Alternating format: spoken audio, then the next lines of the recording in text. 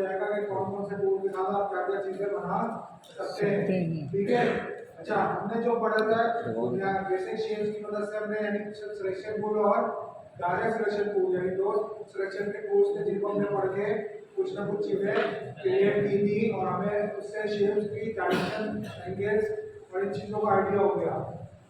अब क्या है हमारे पास दो टूल्स मजीद हैं, लेसर टूल और मैजिक पेन टूल। ये दो टूल भी सिलेक्शन टूल की कैटेगरी में आते हैं, लेकिन ये काम किस तरीके से करते हैं उसको समझने के लिए जरूरी है कि मैं कुछ ऑब्जेक्ट ड्रॉ करूं अपने पास और फिर आप लोगों को समझाऊं। ये चार बॉक्सेस मैंने ड्रॉ कर लिए हैं। मिसाल के तौर पे ये मेरे पास एक एग्जांपल है कि मेरे पास मल्टीपल ऑब्जेक्ट्स रखे हुए हैं, तो अगर गौर से देखें तो हर ऑब्जेक्ट के अपने अपने पॉइंट्स हैं, यानी यहाँ पर हमारे पास मल्टीपल पॉइंट शो हो रहे हैं। अब इन मल्टीपल पॉइंट्स को अगर मुझे सेलेक्ट करना हो तो मेरे पास तरीकाकार क्या होगा कि मैं डायरेक्ट सिलेक्शन टूल से एक एक करके पॉइंट को सेलेक्ट करना शुरू करूँ, लेकिन इसमें मेहनत ज़्यादा है और बहुत चांसेस ऐसे हैं कि मिस हो सकता है कोई पॉइंट और उस पर मेरी शेप खराब हो सकती है। तो और खास तौर पर जब हमारे पास एक टूल आता है यहाँ पे मैश टूल, ये मैश टूल जब हम कर रहे होंगे तो यहाँ पे बंच ऑफ पॉइंट्स होता है, यानी एक बहुत बड़ा बंच होता है पॉइंट्स का जो एक दूसरे के इतने करीब होते हैं कि हम लोग घूम करके अगर काम करें तो हमारे लिए बड़ी मुश्किल होती है उनकी सिलेक्शन बनाना। तो उस सूरत में हमारे पास जो मदद करता है वो हमारे पास है लेसो टूल। लेसो टूल क्या काम करता है कि मैंने लेसो टूल जैसे ही सेलेक्ट किया तो आपके सामने कुछ, अगर आप गौर से देखें तो ये रस्सी टाइप की चीज बनी नजर आ रही है। जैसे आपको याद हो तो अगर आप लोगों ने मूवी समझ देखा काउबॉय जो हुआ करते थे तो वो एक रस्सी का एक छल्ला बना के वो फेंकते थे और उससे जो भी जानवर काबू करना होता था वो कर लिया करते थे। तो यही चीज सेम आपकी इस तरह की दिख रही है। तो ये क्या करता है कि मैं इसको ऐसे ड्रॉ करना शुरू किया और इतना सर्कल मैंने क्रिएट किया। अब इस सर्कल में जितने भी पॉइंट्स आ रहे हैं वो ऑटोमेटिकली सेलेक्ट हो गए। मैं सिंपल कुछ भी नहीं करूंगा, डायरेक्ट सिलेक्शन पे जाऊंगा और एक पॉइंट पकड़ के इसको मूव कर दूंगा, ये सारे पॉइंट इकट्ठे मूव हो जाएंगे और मेरी शेप इजीली क्रिएट हो जाएगी। यहाँ तक क्लियर? फिर हमारे पास आता है magic pen tool. Magic pen tool किस तरह काम करता है उसके लिए मुझे मजीद कुछ चीजें क्रिएट करनी होगी।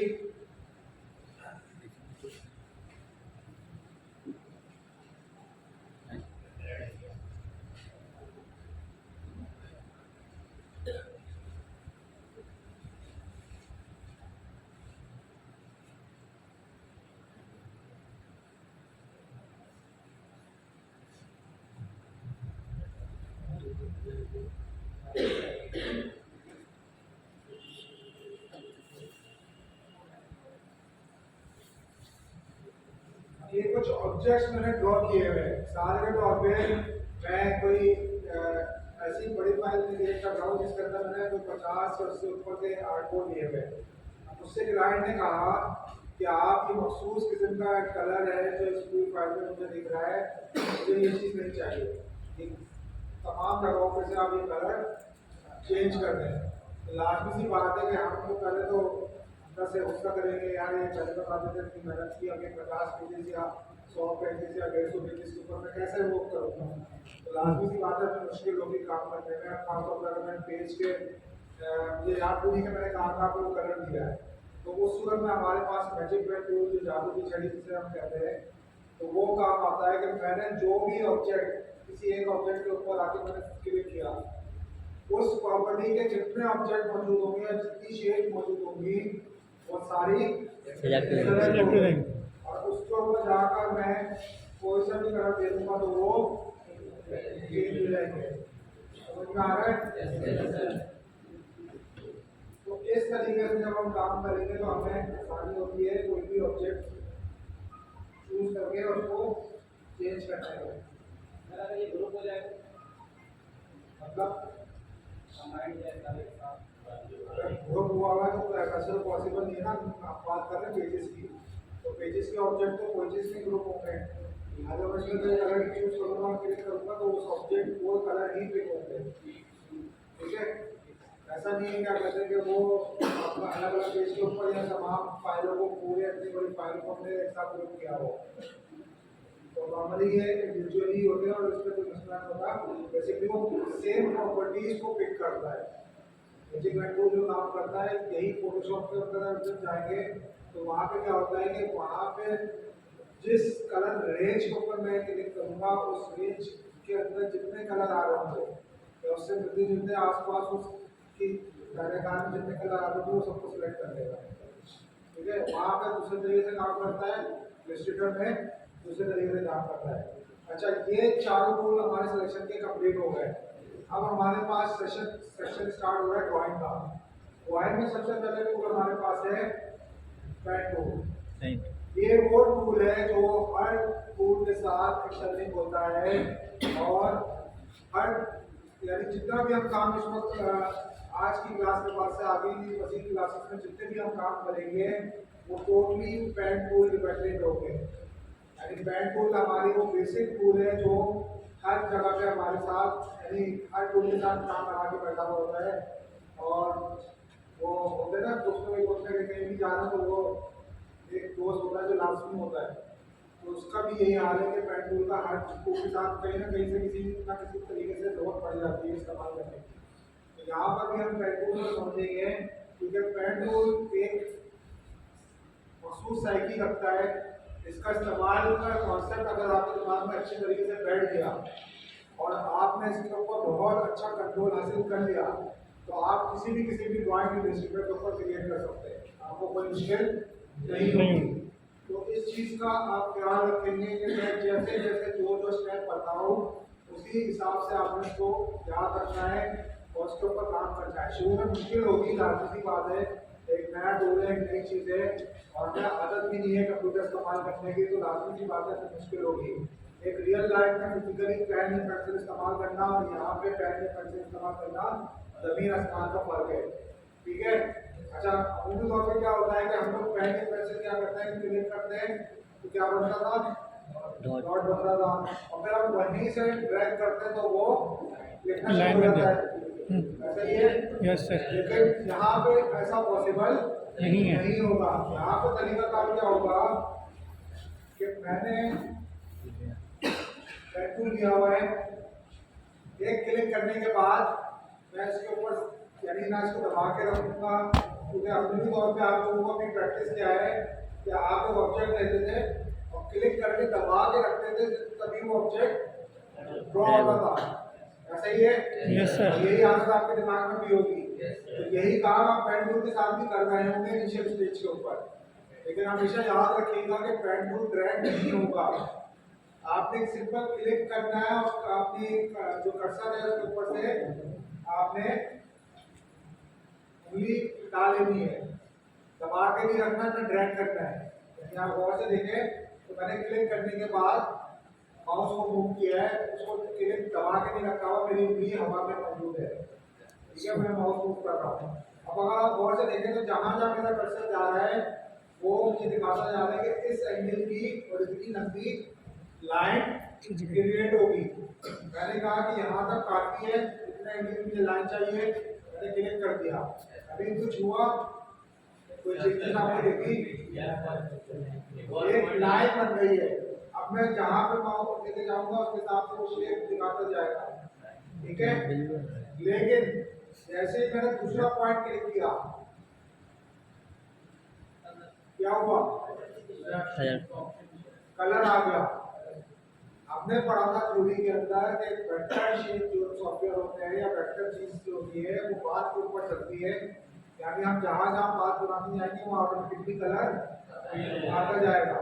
अगर आप गौर से देखें तो यहाँ पे आपको स्ट्रोक दिख रहा है, यहाँ पे स्ट्रोक दिख रहा है, लेकिन यहाँ पर नहीं दिख रहा, लेकिन कलर आ रहा है क्योंकि उसको ये आइडेंटिफाई हो रहा है कि ये शेप अगर कंप्लीट होगी तो इसी डायरेक्शन में जाकर होगी, तो वो पाथ को फॉलो करते हुए उसने कलर फिल किया हुआ है सॉफ्टवेयर में। लेकिन मैंने जैसे ही दूसरी जगह पे क्लिक किया तो कलर फौरन स्विच हो गया। यानी इसका मतलब ये है कि मैं जहां जहां क्लिक करता जाऊंगा कलर उसके हिसाब से पाथ को फॉलो करते हुए फिल होता चला जाएगा। देखिए जब मुझे इस शेप को कंप्लीट करना हो यानी इसको क्लोज करना, हमें पता है कि शेप क्या होती है, कंप्लीट यानी लाइन कंप्लीट होने के बाद जो पार्ट कंप्लीट होता है तो उसको क्लोज एरिया, उसको हम क्या कहते हैं, शेप कहते हैं। तो इस एरिया को क्लोज करने के लिए मुझे क्या करना होगा, दोबारा स्टार्टिंग पॉइंट के ऊपर जाना होगा, और जब मैं स्टार्टिंग पॉइंट में लेकर जाऊंगा तो एक सर्कल बना हुआ नजर आएगा आपको पेन के साथ। तो इस सूरत में क्या होगा कि आपका यहाँ क्लिक करते ही ये शेप कंप्लीट हो गई। समझ में आया? कोई कंफ्यूजन? पहले क्लिक के ऊपर आपने कुछ भी नहीं करना है, और फिर दूसरे क्लिक के ऊपर आपने जैसे शेप बनानी है क्लिक करते जाएंगे, वो शेप बनती चली जाएगी। यहाँ तक क्लियर? ये तो स्ट्रेट लाइन थी हमारे, कोई मसला नहीं था, बहुत इजीली बन जाएगी। और बिल्कुल स्ट्रेट लाइन बनानी है तो उसका तरीका का आपको पता है कि किस तरह बनेगी। शेप के साथ में ड्रॉ करूंगा तो बन जाएगी। लेकिन यहाँ पर आने के बाद मुझे पता चला कि मुझे थोड़ा सा एंगल चाहिए लाइन के अंदर। तो अब मैं क्या करूंगा, कि मुझे यहाँ पे इस सरफेस के ऊपर एक ऐसा हाफ सर्कल टाइप का एक एंगल चाहिए। तो मैं क्लिक करने के बाद उस क्लिक को नहीं छोड़ूंगा, याद रहेगा? जहां पे मुझे एंगल देना है, कोई कर्व देना है, कोई लाइन में थोड़ी सी कर्वनेस लेके आनी है, वहां पे क्लिक करने के बाद नहीं छोड़ूंगा। लेकिन ये बात हमेशा याद रखिएगा कि पहले पॉइंट पे कभी भी मूव नहीं करूंगा, चाहे सर्कल ही पूरा बनाना हो। हमेशा सेकंड पॉइंट के ऊपर मैं क्लिक प्रेस करके रखूंगा, पहले पॉइंट पे ड्रैग नहीं करूंगा। उसकी वजह क्या है मैं आपको बताता हूँ। अच्छा, मैंने ड्रॉ करना शुरू किया, जब मैंने अपने माउस को घुमाना शुरू किया तो आपको लाइन के साथ साथ कुछ और भी दिख रहा होगा। ये वो कंट्रोलर आ गए जो आपको इंग्लिश स्कूल के अंदर दिख रहे थे, याद आया? लेकिन ये वही कंट्रोलर है तो मोबाइल जान भी थे। ऐसे ये मूव होते थे, यानी एक साइड मूव करते थे तो दूसरी साइड भी ऑटोमेटिकली उसकी मूव हो जाती थी।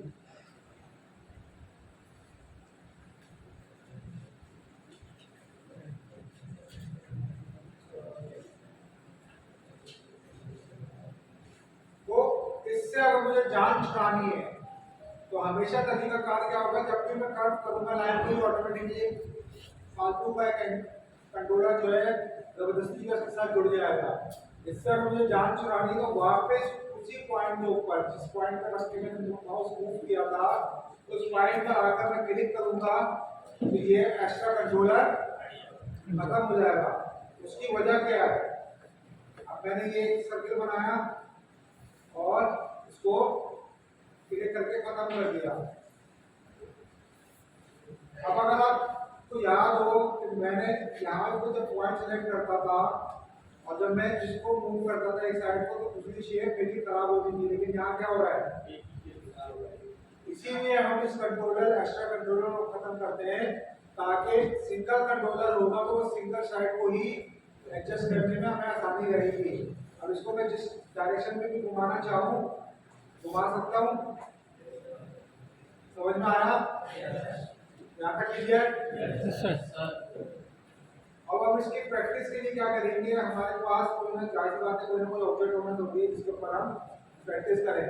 तो हम क्या करेंगे कि हम लिखेंगे 1 से लेकर 0 तक की काउंटिंग।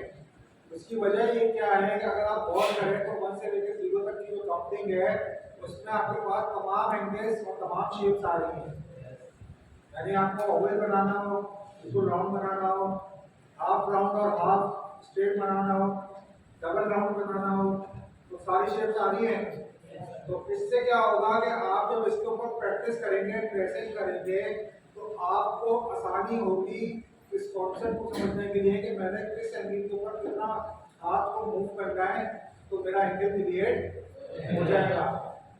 लेकिन ट्रेसिंग की आदत जो है वो हैबिट नहीं बनानी, ट्रेसिंग को आदत नहीं बनाना। इनिशियल स्टेज के ऊपर ट्रेसिंग करवाई जाती है ताकि पेन के ऊपर कमांड का कंट्रोल अच्छा आ जाए।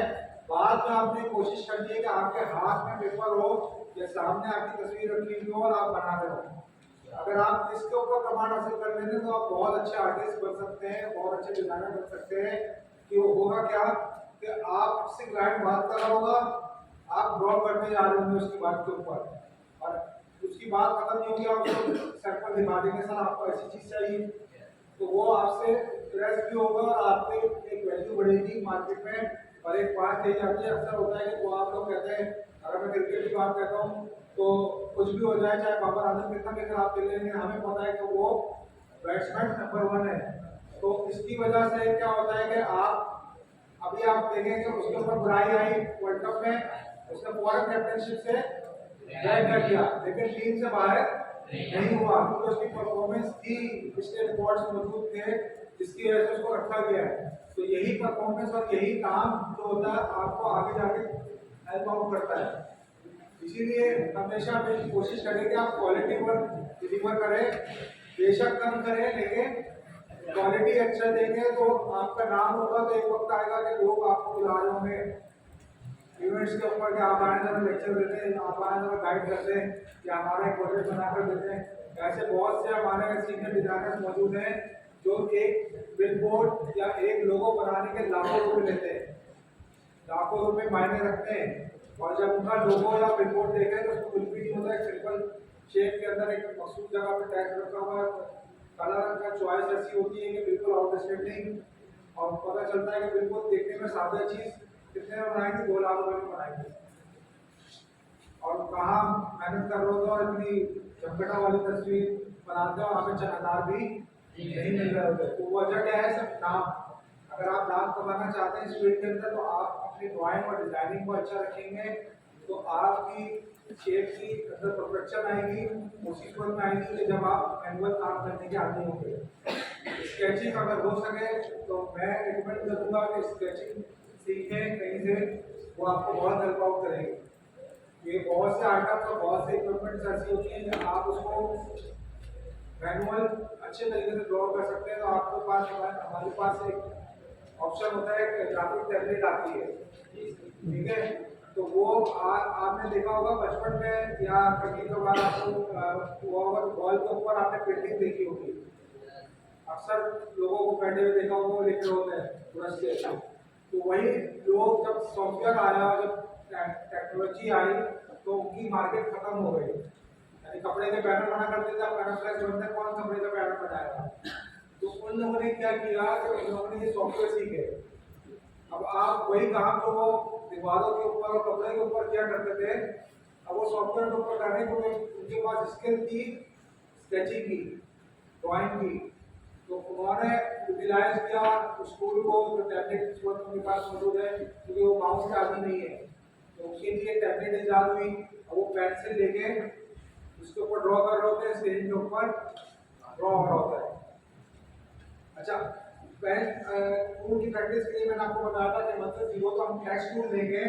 अच्छा, पेन टूल और टेक्स्ट टूल इन दोनों को ड्रैग नहीं करना, याद रहेगा।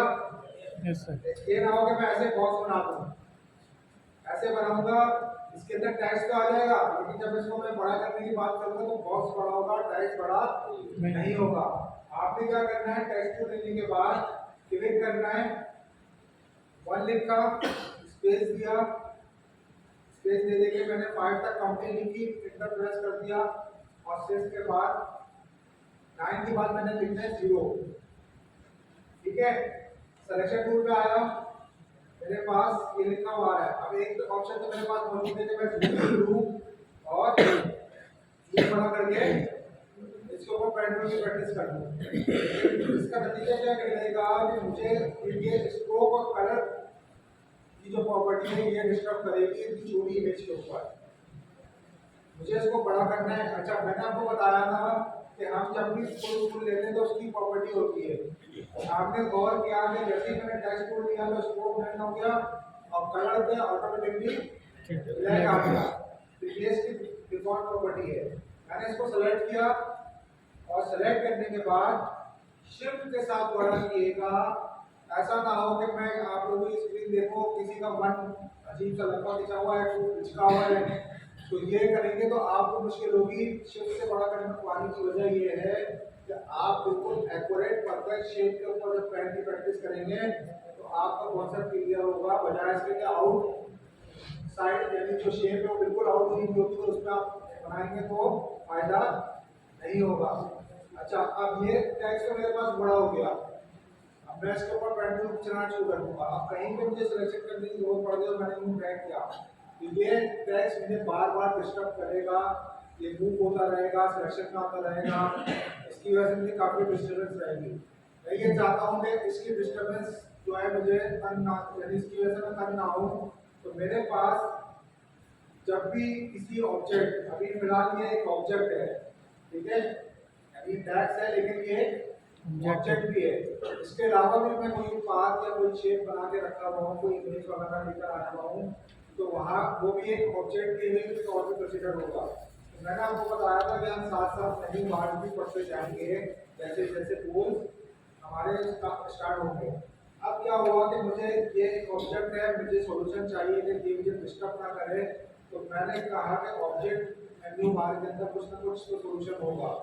मैं इस पे गया तो यहाँ पर दे रहा है लॉक, ये मेरे काम की चीज है कि अगर ये लॉक हो जाए तो मेरे लिए आसानी हो जाएगी। मैं गया तो इसमें कहता है कि सिलेक्शन, इसके आगे क्या लिखा है कंट्रोल 2, यानी इसकी शॉर्ट की क्या है, किसी भी सिलेक्शन को बनाने की कंट्रोल 2।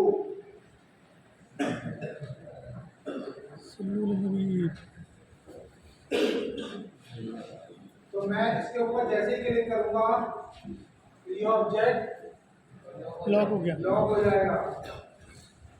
इसकी वजह से अब मुझे काम करने में आसानी हो जाएगी। अच्छा, अब ब्लैक के ऊपर ब्लैक देख लीजिएगा। नो सर, मैं पहले काम क्या करूंगा, कलर चेंज करूंगा ताकि इसके ऊपर विजिबल हो। फिर दूसरा काम, मुझे काम करने में मुश्किल ना हो, जूम टूल लिया और इसको बड़ा कर लिया। अब पेन टूल लूंगा।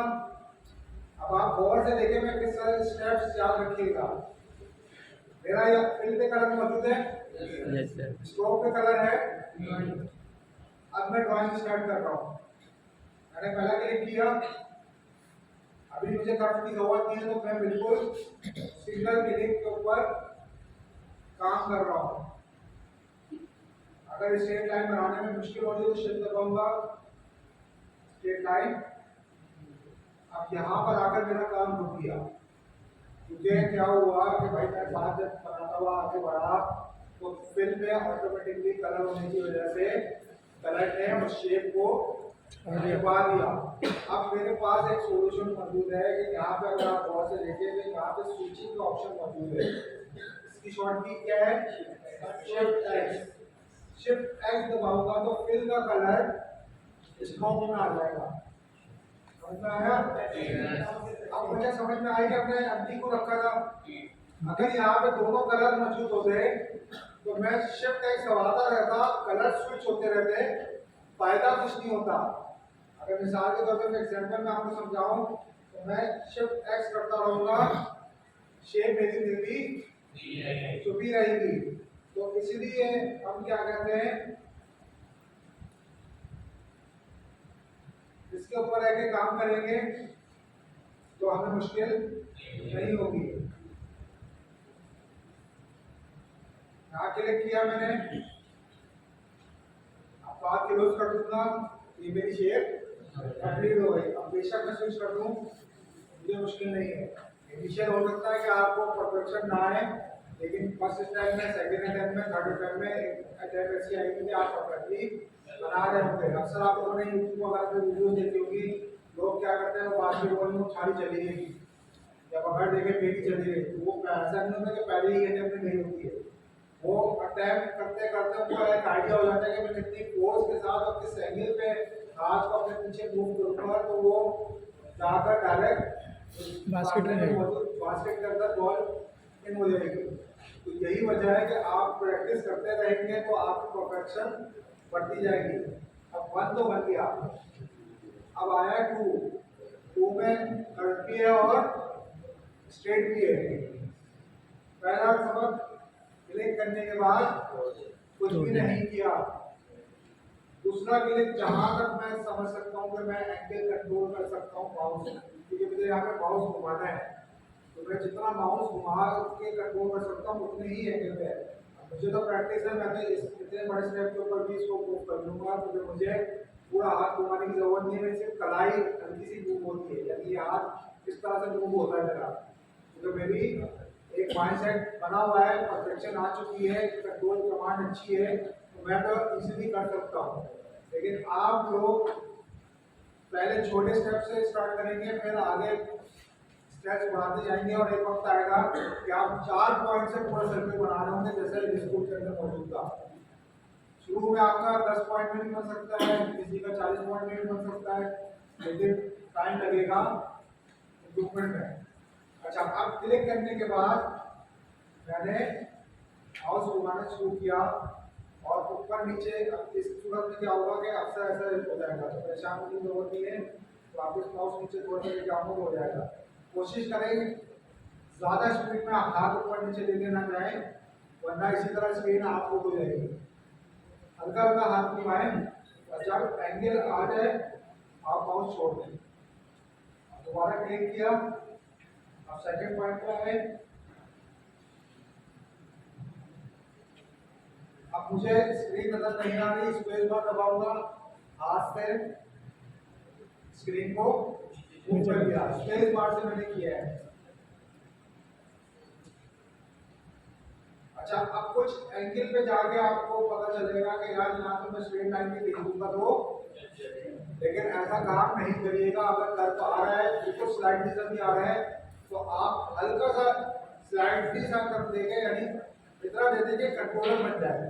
उसकी वजह क्या है कि कल को आपको उसको सेट करने के लिए थोड़ा सा ज्यादा कर देना पड़ेगा, तो आपकी पूरी ज्वाइंट की मेहनत ज़्यादा हो जाएगी, तो स्ट्रेट कर्व नहीं होगा। ऐसे ही है। Yes sir. तो मैं यहाँ स्लाइडली सा आ रहा है, मैंने हल्का सा यूज किया, और अभी आपको मुश्किल होगी क्योंकि मुझे तो पता है कि कहाँ पे पॉइंट है, तो मैंने क्लिक कर दिया। इतना करीब जब आपका पॉइंट होगा तो आपको मुश्किल होगी, आप जूम टूल का इस्तेमाल करके ही इसको कर सकते हैं। तो मिसाल के तौर पे मैंने सिलेक्शन टूल सेलेक्ट कर लिया, और जूम टूल से मैंने उसको जूम करके इसका कंट्रोलर खत्म करने के लिए मैं क्लिक करना चाहूँगा कि आप इससे गलती से कोई कीज रखे और कोई और टूल के ऊपर चला गया। अब मैंने कहा अच्छा ये ऐसा शो भी हो रहा है, अब मैंने कहा यहाँ का पॉइंट मौजूद है, मैं यहाँ क्लिक करके स्टार्ट कर दूंगा, तो ये नई ड्राइंग स्टार्ट होगी। जब इस तरह की कंडीशन आ जाए तो आपने क्या करना है कि पहले उस ऑब्जेक्ट को सिलेक्ट करना है जो आप बना रहे थे, फिर पेन टूल के ऊपर आना है, आपको आखिरी पॉइंट दिख रहा होगा, उसके ऊपर आप क्लिक कर लेके जाएंगे तो आपकी डायरेक्शन चेंज हो जाएगी। आपको दिखाऊं, इसको थोड़ा सा आउट कर देता हूँ मैं, तो माइनस का साइन बना नजर आ रहा होगा। इसका मतलब है कि अब मैं इस पर क्लिक करूंगा तो ये यहीं से कंटिन्यू हो जाएगी। समझ में आया?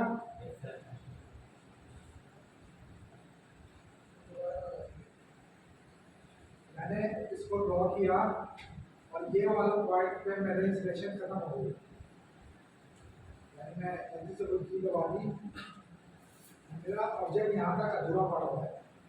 मैंने क्या करना है, पहले इसको सेलेक्ट करना है, इसको थोड़ा मूव कर देना, फिर पेन टूल लेना है, तो जो पॉइंट दिखा देगा तो आखिरी पॉइंट जो होगा ना उस पर मैंने क्लिक करना है, तो ये वहीं से कंटिन्यू हो जाएगा। ठीक है? ठीक है।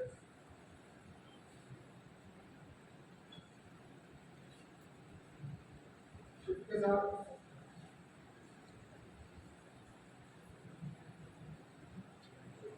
कैसे स्विच किया मैंने? Shift x.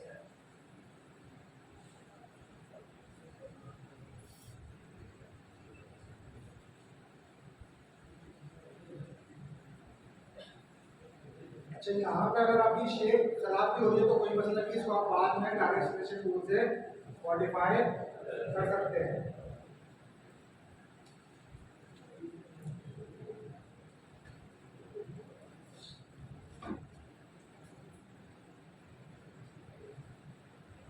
तो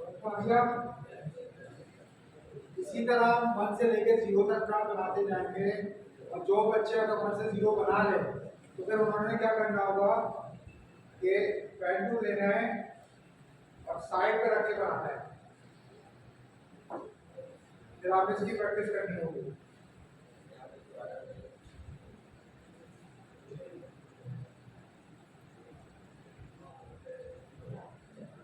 ये किस सूरत में हुआ कि मुझे माइंड में बना हुआ है कि ये किस जगह पे पॉइंट लगाऊंगा, तो उसी सूरत में आएगा कि ये बेसिकली आपको बेसिक की प्रैक्टिस इसलिए करवाई जा रही है कि आपको आइडिया हो जाए कि कौन सी शेप के लिए कितने जगह या कितने डिस्टेंस के ऊपर मैं पॉइंट रख के और किस एंगल में रख के करूंगा तो वो शेप क्रिएट हो जाएगी। क्योंकि ये शेप बनाना अगर आप सीख रहे हो तो फिर हर तरह की डिजाइन क्रिएट कर सकते हैं। अच्छा, जहाँ पे 4 आ रहा है, 6 आ रहा है, 8 आ रहा है, 9 आ रहा है, 0 आ रहा है, यहाँ पे 4 है, इसके लिए आपने परेशान नहीं होना है। आपने पहले क्या करना है कि आपने ये आउटलाइन बना लेनी है, इसको स्टॉक पे रख के तो इसके अंदर की शेप बनानी है और इसका कलर चेंज कर देना है, सिंपल, और कुछ काम नहीं करना। अगर कुछ लोग आप में से ऐसे ही बच्चे होंगे यकीनन कुछ ना कुछ कोर्स पढ़ के आए होंगे, तो वो ये होशियारी ना करें कि उनको पता है कि ये काम कैसे होता है, तो वो अपने बराबर वाले के साथ बैठ के वो काम कर पूरी इस्तेमाल करना। जैसे अभी लास्ट क्लास में एक बच्चे ने किया, तो अगले रंग से बुला के सवाल किया, सर इनका तो क्रिएट हो गया, हमसे नहीं हो रहा। तो मैंने उसको देखा तो वो सॉरी भाई, अगर आपको एडवांस टूल आता है तो आप दूसरों को डिस्टर्ब ना करें, क्योंकि होगा क्या कि आपके जो साथी हैं वो जरूरी नहीं है कि हर कोई सीख के आया हो। तो आप आगे की कोई चीज इसमें अगर बना रहे हो, जैसे बहुत से बच्चों ने पेन टूल से बना के सबमिट कराया हुआ है, ठीक है, और ये समझते थे कि मुझे नहीं पता चलेगा, तो मुझे पता है कि कौन कितने पानी में है, कौन शेप से बना सकता है, कौन पेन टूल से बना सकता है। तो पेन टूल से जो बनाई हुई शेप है उनको सबको मैं 0 दूंगा, ये बात याद रखिएगा। असाइनमेंट मैंने पहले बोल दिया था कि इन्होंने कलर इस्तेमाल किया, इन्होंने पेन टूल का इस्तेमाल किया, उनके नंबर 0 होंगे, क्योंकि मैंने उसमें मेंशन किया था कि बेसिक शेप से आपने क्रिएट करना है। पेन टूल तो मैंने नहीं पढ़ाया था, अगर आपको आता ही था तो आपने इस्तेमाल वही करना था, क्योंकि वो मकसद ही फॉल हो गया। जो उसका मकसद था कि आप बेसिक से कितने एक्सपर्ट हैं। अगर आपको पेन टूल आता है तो आपको इतने एक्सपर्ट होने चाहिए कि आप बेसिक शेप से ऐसी चीजें बनाएं कि दूसरे वालों में। 4 है, 4 के लिए मैं क्या करूंगा कि मैंने ऐसे क्रिएट करता चला गया,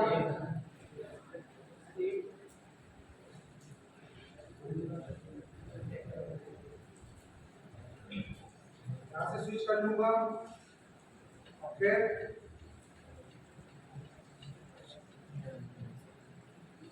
अब इसका कलर अब मैं चेंज कर देता हूँ।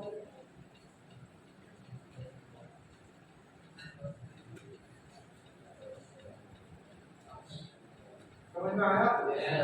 तो इनिशियली आपने ऐसे काम करना है, बाद में जब आगे बढ़ेंगे तो हम इसको पढ़ते जाएंगे कौन सा काम किस तरीके से होगा। समझ में आया? कोई सवाल, कोई कंफ्यूजन, कुछ रिपीट करवाना हो, ले आने वालों के लिए नहीं है सवाल।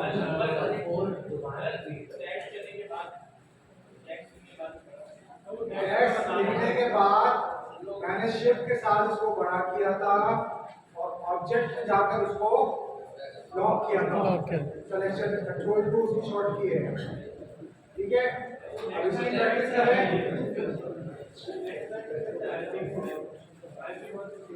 इंटर 5 के बाद अगर मुझे नीचे लिखना है तो मैं एंटर प्रेस करूंगा, तो वो जैसे आप वर्ड के ऊपर टाइपिंग करते हैं वैसे ही इसमें होंगे। लाइट्स ऑन करिएगा।